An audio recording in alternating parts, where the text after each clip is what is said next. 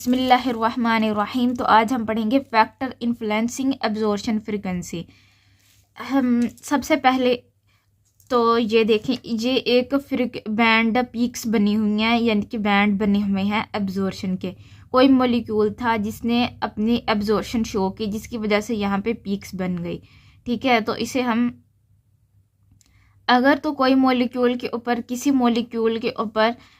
भी फैक्टर का कोई इफ़ेक्ट पड़ता है, उस पर कोई असर होता है तो ना यहाँ पर क्या होगा, ये जो पोजीशन होगी ना, अगर पहले पोजीशन जहाँ पे थी एब्जॉर्प्शन की फ्रीक्वेंसी की, तो ये जब किसी चीज़ का इफ़ेक्ट पड़ गया उस मॉलिक्यूल के ऊपर, तो उसकी पोजीशन क्या हो जाती है, चेंज हो जाती है।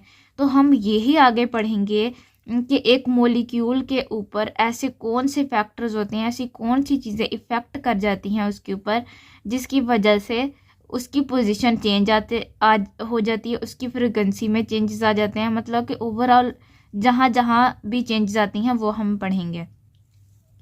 सबसे पहले इलेक्ट्रॉनिक इफ़ेक्ट देखेंगे कि एक मॉलिक्यूल के ऊपर इलेक्ट्रॉनिक इफ़ेक्ट कैसे होता है। जब हमारे पास होती है ना एब्जॉर्प्शन फ्रीक्वेंसीज, ठीक है। अब यहाँ पे हम इलेक्ट्रॉनिक इफेक्ट देखेंगे मॉलिक्यूल के अंदर, और जी हम ना वाइब्रेशनल फ्रीक्वेंसीज पढ़ रहे हैं ना, IR स्पेक्ट्रोस्कोपी में हम वाइब्रेशनल फ्रीक्वेंसी पढ़ते हैं इसके बारे में। ठीक है, तो जब एक मॉलिक्यूल था हमारे पास, तो उसकी हम एब्जॉर्प्शन फ्रीक्वेंसी को देखेंगे। ठीक है, इलेक्ट्रॉनिक इफेक्ट में सबसे पहले तो एक बात ये याद रखनी है कि जो IR होती है ना, वो IR जो है वो किस लिए हम यूज़ करते हैं, फंक्शनल ग्रुप की डिटेक्शन के लिए, फंक्शनल ग्रुप की डिटेक्शन के लिए, फंक्शनल ग्रुप की।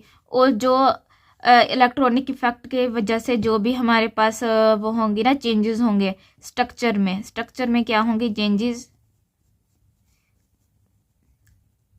चेंजेस, तो उसको भी डिटेक्ट करेगा। ठीक है, पहले तो बात ये है कि उसने सबसे पहले IR में क्या हुआ, डिटेक्शन हुई।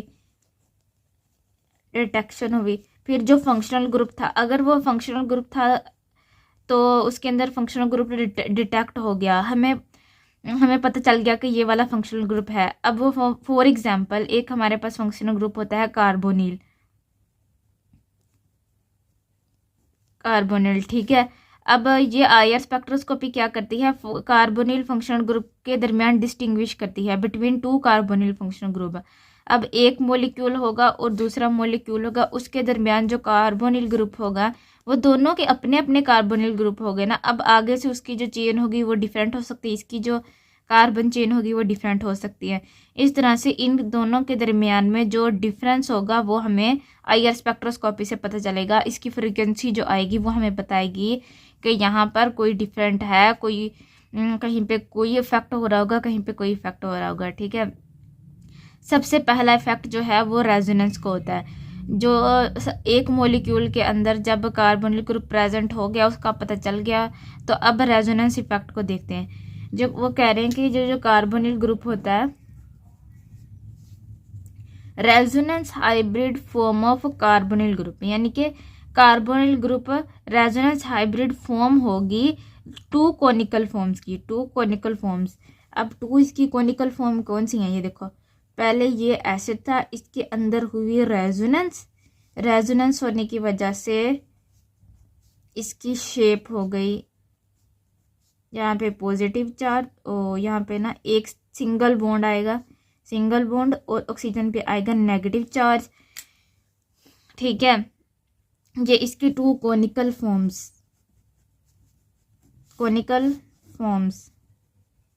और ये हाइब्रिड है, यानी कि इन दोनों के नतीजे में जो बना, यहाँ पे ये सिंगल बॉन्ड था, oxygen partial negative partial positive, और यहाँ पे बॉन्ड बना था, ये उसका वो है। ठीक है, अब यहाँ पे एक बात ये है कि यहाँ पे हुई कार्बन डबल बॉन्ड ऑक्सीजन, ये कार्बन डबल बॉन्ड ऑक्सीजन है ना, इसकी स्ट्रेचिंग वाइब्रेशन में क्या फ़र्क पड़ेगा, क्या रेजोनेंस के होने से स्ट्रेचिंग वाइब्रेशन के ऊपर कोई फ़र्क पड़ता है कार्बोनिल की, अगर पड़ता है तो कैसे पड़ता है और क्या होता है वो देखते हैं। Contribution of single bond. अब कंट्रीब्यूशन ऑफ सिंगल बॉन्ड यानी कि देखो सी डबल बॉन्ड और स्ट्रेचिंग वाइब्रेशन है।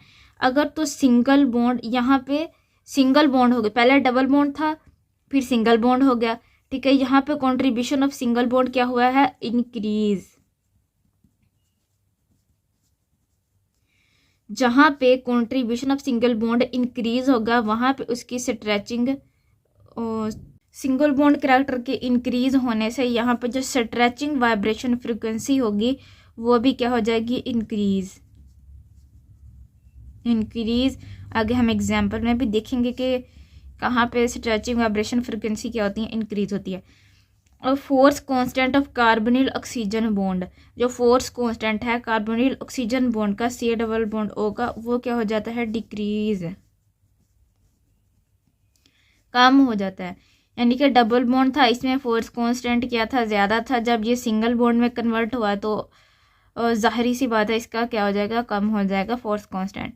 अब for example C double bond और स्ट्रेचिंग वाइब्रेशन, यहाँ पे हम कुछ एग्जांपल की स्टडी करेंगे, उससे देखेंगे कि क्या होता है। तो यहाँ पे जो सी डबल बॉन्ड और स्ट्रेचिंग फ्रिक्वेंसी होगी ना, उसका इफेक्ट अगर तो कॉन्जुगेशन है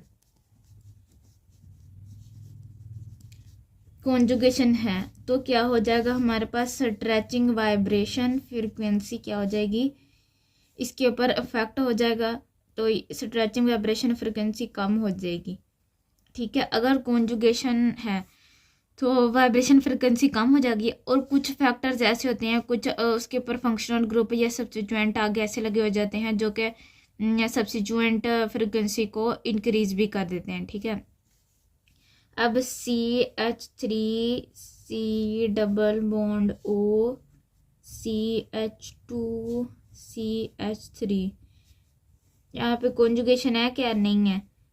कॉन्जुगेशन मतलब double bond, single bond, double bond होना चाहिए। यहाँ पर तो कोई भी ऐसा नहीं है, सिर्फ एक ही डबल बॉन्ड है, बाकी सारे सिंगल बॉन्ड है। तो यहाँ पर इसकी फ्रिक्वेंसी है 1715, ठीक है।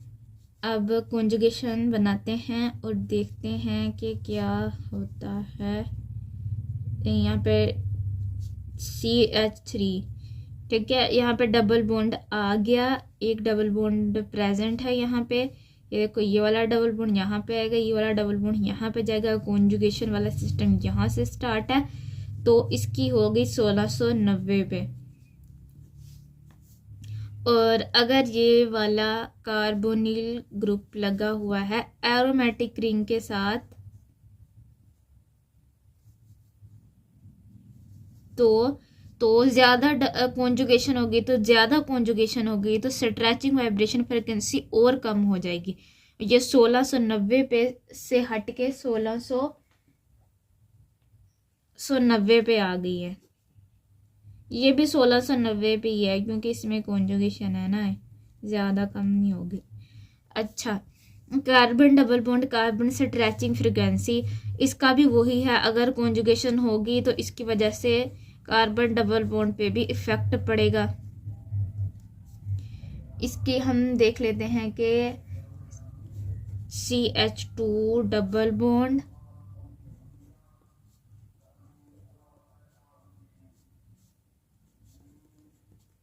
CH3, ठीक है। अब यहाँ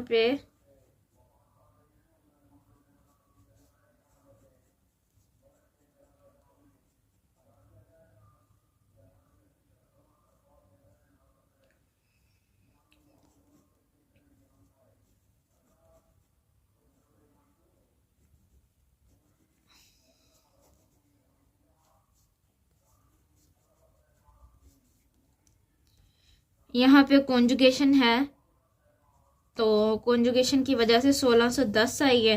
स्ट्रेचिंग वाइब्रेशन फ्रिक्वेंसी क्या हो गई है, कम हो गई है कार्बन की।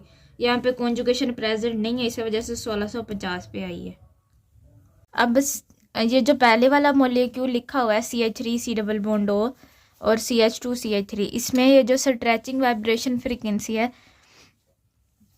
कार्बन डबल बॉन्ड ऑक्सीजन की यानी कि कार्बोनिल की, वो पहले भी हमने पढ़ी थी, क्या थी, 1715। और इसके अंदर कार्बन डबल बॉन्ड कार्बन है नहीं है, तो इसकी ये वाली फ्रिक्वेंसी नहीं हम बताएंगे। अब ये वाला जो मॉलिक्यूल है इसके अंदर कॉन्जुगेशन है तो इसकी वाइब्रेशन फ्रिक्वेंसी क्या हो जाएगी, कम हो जाएगी 1690 पे।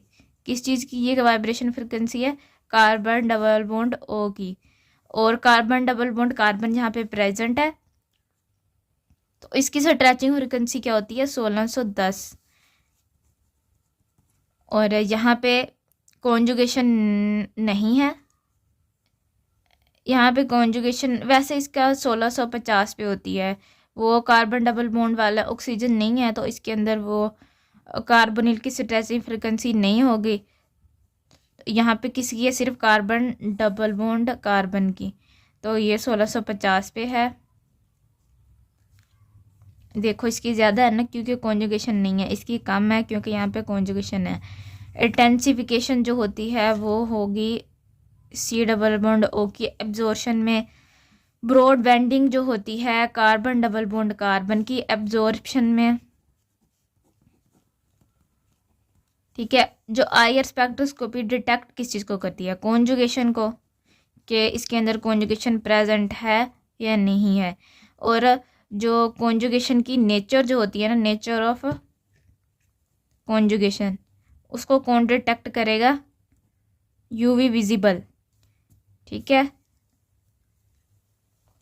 चलें जी अब आगे इसकी मेन बात कि सब्स्टिट्यूएंट का इफेक्ट क्या होता है कार्बोनिल के स्ट्रेचिंग फ्रिक्वेंसी के ऊपर। तो सबसे पहली बात हमने देखना है कि जो सब्स्टिट्यूएंट लगा हुआ है वो प्लस आई वाला है या नेगेटिव आई वाला है। प्लस आई कौन से होते हैं, जो इलेक्ट्रॉन डोनेटिंग होते हैं। नेगेटिव आई इफेक्ट कौन देते हैं, जो इलेक्ट्रॉन विदड्रॉइंग होते हैं। तो ये सबसे पहले बताओ ये क्या है, प्लस आई, ये इलेक्ट्रॉन डोनेट करेगा। और जहाँ पे क्या चीज़ हो रही है, इलेक्ट्रॉन की विदड्रॉइंग। ठीक है, यहाँ पे इलेक्ट्रॉन की विदड्रॉइंग हो रही है। और यहाँ पे ये सिंपल आई, इसके ऊपर कोई भी नहीं लगा हुआ, क्या नहीं लगा हुआ, सब्स्टिट्यूएंट, कोई भी सब्स्टिट्यूएंट इसके ऊपर नहीं लगा हुआ। और जहाँ पे इसके ऊपर एक सब्स्टिट्यूएंट लगा हुआ है, कौन सी पोजीशन पर लगा हुआ है, ऑर्थो, मेटा और ये पैरा पोजीशन पर ये लगा हुआ है इसका एक ग्रुप। ठीक है, और जहाँ पे ये नाइट्रो ग्रुप लगा हुआ है इसकी पैरा पोजीशन पे। ठीक है, अब प्लस आई इफेक्ट है, ये यहाँ से इसको अपने ऑक्सीजन है, ऑक्सीजन इसको इलेक्ट्रॉन डोनेट करेगा, ये इधर जाएगा, ये वाला शिफ्ट होगा, ये इसकी साइड पे जाएगा और इसकी शिफ्टिंग होगी इधर, और ये ऐसे ऊपर चला जाएगा और ये यहाँ से ऐसे चला जाएगा। ठीक है, तो अगर यहाँ पे क्या हो रहा है, सिंगल बॉन्ड जो करैक्टर होता है ना, सिंगल बॉन्ड करैक्टर इसके अंदर क्या हो रहा है, कम है। इसके अंदर क्या है, सिंगल बॉन्ड करैक्टर कम है। जब सिंगल बॉन्ड करैक्टर कम होता है तो यहाँ पे क्या हो जाएगा, इसकी जो स्ट्रेचिंग फ्रीक्वेंसी होगी ना, चिंग वाइब्रेशन फ्रीक्वेंसी, वो भी क्या हो जाएगी, कम हो जाएगी। ठीक है, इसमें ये वाला इफेक्ट हो जाएगा। अगर प्लस आई इफेक्ट है तो उसकी स्ट्रेचिंग वाइब्रेशनल फ्रीक्वेंसी कम होगी और उसके साथ कम सिंगल बॉन्ड करैक्टर भी कम होगा। अगर माइनस आई इफेक्ट है तो ये इसका ऑपोजिट है, क्योंकि यहाँ पे इलेक्ट्रॉन डोनेट है, यहाँ पे इलेक्ट्रॉन विदड्रॉइंग है। तो अगर तो माइनस आई इफेक्ट है, इलेक्ट्रॉन विदड्रॉ हो रहे हैं, तो सिंगल बॉन्ड करैक्टर इंक्रीज होगा और स्ट्रेचिंग वाइब्रेशनल जो फ्रीक्वेंसी होगी वो भी इंक्रीज होगी। ठीक है, अब नेक्स्ट जो ये है, ये जो इसके ऊपर ये देखो, यहाँ पे कोई ये तो ना ज़्यादा इलेक्ट्रॉन विदड्रॉ करेगा ना ही इलेक्ट्रॉन डोनेट करेगा, इसको सिंपली हम लेंगे तो इसकी वाइब्रेशन फ्रीक्वेंसी होगी 1715 पर रेसिप्रोकल सेंटीमीटर। यहाँ पे इसके ऊपर कौन सा इफेक्ट है, प्लस आई इफेक्ट है, तो इसकी स्ट्रेचिंग फ्रीक्वेंसी क्या होनी चाहिए, कम होनी चाहिए। इसकी स्ट्रेचिंग फ्रीक्वेंसी है 1715 पे है इसकी स्ट्रेचिंग फ्रीक्वेंसी। और जो है ये इसके अंदर कौन सा इफेक्ट है, माइनस आई इफेक्ट, तो यहाँ पर माइनस आई इफेक्ट है, तो इसकी फ्रिक्वेंसी क्या होनी चाहिए, 1700। ये देखो यहाँ पे मैंने बताया है कि अगर सिंगल बॉन्ड यहाँ पे नेगेटिव आई इफेक्ट है, तो सिंगल बॉन्ड करैक्टर क्या हो रहा है, इंक्रीज हो रहा है। तो इसकी स्ट्रेचिंग वाइब्रेशनल जो फ्रिक्वेंसी है वो क्या होगी, ज़्यादा होगी। जो ये इसकी कम है 1715 पे, इसकी क्या है 1725 पे है। वन मोर एग्जाम्पल जिसमें हम देखेंगे कि जो एमाइड और इसाइल क्लोराइड का क्या इफेक्ट होगा। ये सिंपल है, यहाँ पर CH3 और एसीटोन है, इसकी जो होगी स्ट्रेचिंग फ्रिक्वेंसी होगी 1715 पे, ठीक है।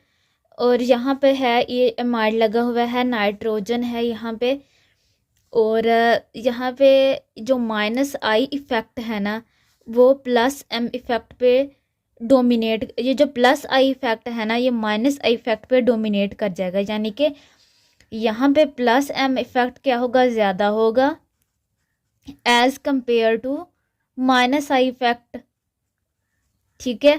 तो यहाँ पे माइनस आई इफेक्ट लेस होगा, जिसकी वजह से हमारे पास स्ट्रेचिंग फ्रिक्वेंसी क्या आएगी, इसकी वजह से स्ट्रेचिंग फ्रिक्वेंसी क्या आएगी 1695 पे। अब देखो ये वाले इस इफेक्ट की वजह से, इमाइड के लगने की वजह से इसकी स्ट्रेचिंग फ्रिक्वेंसी कम होगी। अब इसके साथ लगाएंगे हम इसाइल क्लोराइड के साथ, तो ये जो क्लोराइड लगा हुआ है यहाँ पे क्या होगा कि प्लस एम इफेक्ट है, यहाँ पे ज़्यादा, यहाँ पे प्लस एम इफेक्ट कम हो जाता है, और कम हो जाता है, और माइनस आई इफेक्ट जो होता है वो क्या होता है, मोर। और माइनस आई इफेक्ट मोर होने की वजह से, जहाँ पे माइनस आई इफेक्ट ज़्यादा होता है उसकी स्ट्रेचिंग वाइब्रेशनल फ्रिक्वेंसी भी ज़्यादा हो जाती है। इसकी इतनी ज़्यादा होगी कि ये आ गई 1800 पे, यानी कि 1800 रेसिप्रोकल सेंटीमीटर पे। ओके, अल्लाह।